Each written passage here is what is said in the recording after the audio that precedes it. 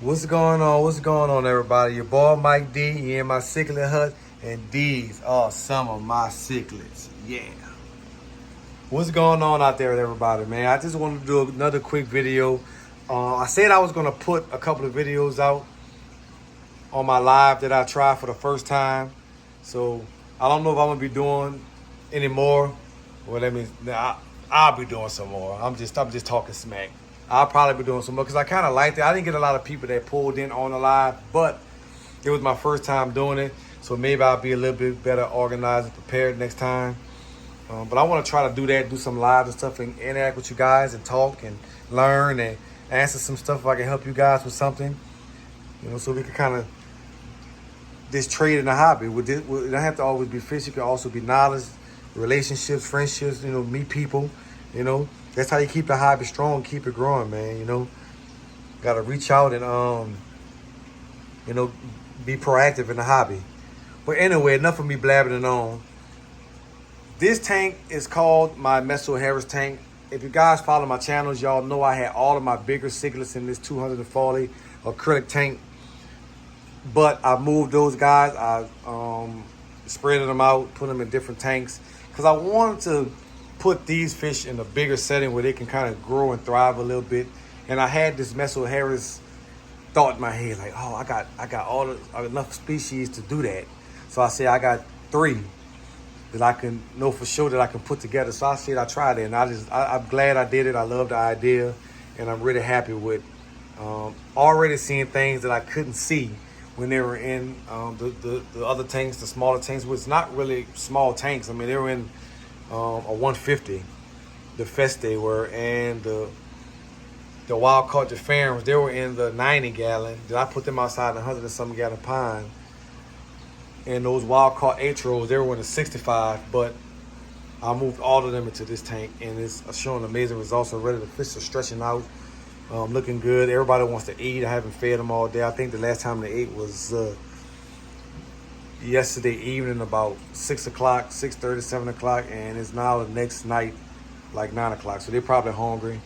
It's been over 24 hours since they've ate, so that's why they're acting like this. But anyway, just want to talk a little bit about what I have in here. These are F1 Rio Nereno Colombian festae. Got these from a buddy of mine, and I know I kind of messed up a little bit on that, so I'm gonna repeat that again, so I don't want people to get confused. F1 Rio Nereno Colombian festae, off of his wild caught pairs. And these fish are growing and stretching and looking amazing. I also have some wild caught atros in here. If you guys are in the Mesoheros, you know exactly what this fish is. It is see the orange and everything starting to come on this atro. It's looking nice, man. Looking nice. I got the wild caught gephyrus. Some people might say ornatus, but I stick with gephyrus. That's what they are. And they're growing nice. I just brought these guys inside from out of the pond outside. And they're a little skinny for some reason. I didn't see the signs of parasites, but I did treat the whole tank anyway for parasites, just to make sure everybody's eating good, not showing any signs. But because they were quite skinny. I just think they were eating maybe, sometimes it's kind of hard to measure feedings inside those ponds because you can't really see. So I'm just kind of going out there putting food in there. So I'm kind of working a little bit better with myself with that, making sure that I'm feeding the proper food, that, because those ponds outside, you have to maintain those too. People say pond things just because it's outside is going to, it has a lot of natural sunlight, a lot of algae, but you still have to, check on the pond and maintain to make sure everything is going right. I found a dead bird in the pond before, a dead squirrel. So you have to go out there and check. Imagine something like that sits in the water for 2 days and you're not going out there checking a dead bird or a dead squirrel. I mean, come on, you know what's gonna happen. Foul water, sick fish, death. So you have to really pay attention to that. You see, I have a female here, and it was crazy because I was really kind of sad. At first, I was like, oh, look like I'm gonna have like all males. But then once I put them in this tank, and they started eating and coloring up, as you can see, there's another female right there. I actually at one time thought this was the only female. Even though me knowing that festae take a little time to manifest their sex sometimes, especially when you have a dominant fish in the tank. This is another female right there. When you have a dominant female or male, the other fish won't display their colors because of that. You know, but when I removed this one in the bigger male, they were in the 125 for a while until I came up with the idea to put them all back together. They had a little spawn. I don't know what happened to the eggs and stuff, but they did have a little spawn. That male right here and that female, the dominant female right there, they did spawn, but I don't know what happened to the babies.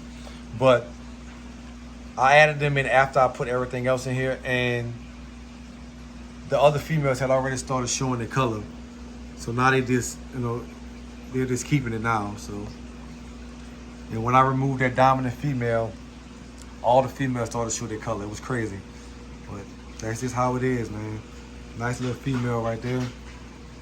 It's about 3 or 4 in here. At first I thought I had 1, so I'm very happy. It would have just been 3, you know.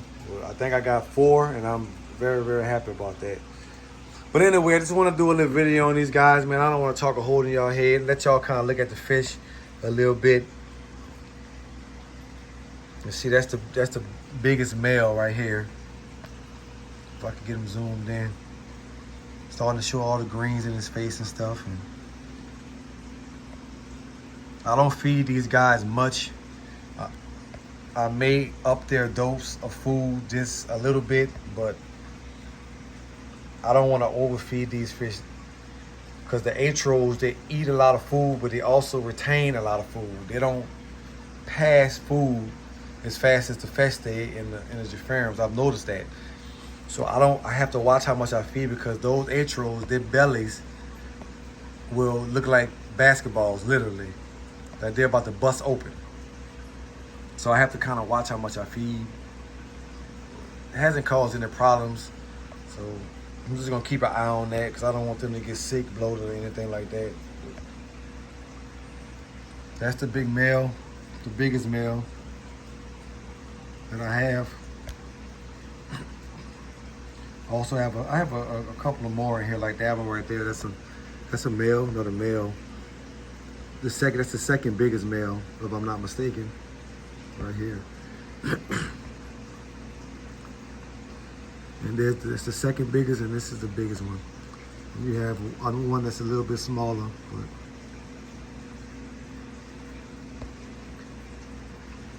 we all know he runs the tank, so. Anyway, my throat's getting dry. Give me a drink of water. I'll catch y'all on the next video, which y'all know will be coming real soon. Comments, leave them in the comment section.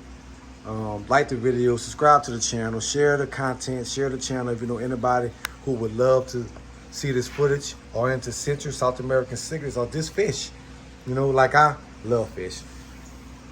Share the content. Appreciate you guys. If you're in the Atlanta, Georgia area, put it in the comments. Let me know. Maybe the Sickler Hucker come to you and see what you have cooking in your fish room. So I'll catch you on this video. Peace.